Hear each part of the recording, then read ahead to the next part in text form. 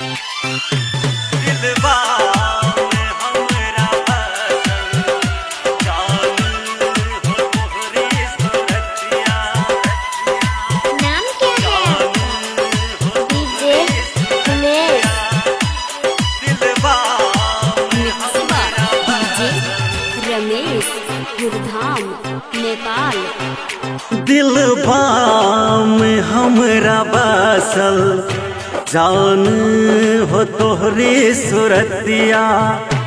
दिलवा में हमरा बसल जान हो तोहरी सूरतिया। दिल ले गल रे गोरिया तोहर लाल रंग सड़िया। तोहरा बिना ए गोरिया मोहे आवे ना अब निंदिया। तोहरा बिना ए गोरिया मोहे आवे ना हो निंदिया। दिल ले गल रे गोरिया तोहर लाल रंग सड़िया। दिलवा में हमरा बसल जान हो तोहरी सूरतिया। दिलवा में हमरा बसल जान हो तोहरी सूरतिया। जान हो तोहरी सूरतिया। दिलवा डीजे रमेश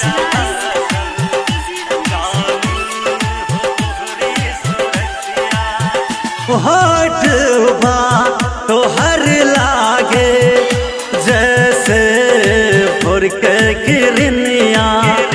तू ही हो ओ हमार दिलवाले हो दुल्हनिया। दिलवाले हो दुल्हनिया। होठवा तोहर लागे जैसे भोर के किरनिया।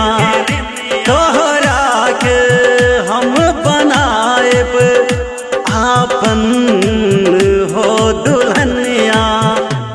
इ पवन इ चमन का कहेला सनम हमके अपना तू बना ला बलम। अब तू ही त बसल बारू हमरा दिल के भीतरे आ। दिलवा में हमरा बसल जान हो तोहरी सूरतिया। दिलवा में हमरा बसल जान हो तोहरी सूरतिया। दिलवा में हमरा बसल जान हो तोहरी सूरतिया। दिलवा नाम क्या है? में हमरा डीजे उमेश सखीपुर। तोहरी mix by DJ Ramesh Gurdham Nepal. बड़ नीक लागला तोहर होठ के होठ लाली। आई लव यू कह द हमके ए हमार रमोल वाली। ए हमार रमोल वाली। हो बड़ नीक लागला तोहर होठ के ईरे लाली। आई लव यू कह द हमके ए हमार रमोल वाले। छोड़ा ई सुना सब लाज शरम हमके बनला तू आपन बलम। जब ओढ़ी के निकलेलू ई लाल रंग चुनरिया। दिलवा में हमरा बसल जान हो तोहरी सूरतिया। दिलवा में हमरा बसल जान हो तोहरी सूरतिया। दिल ले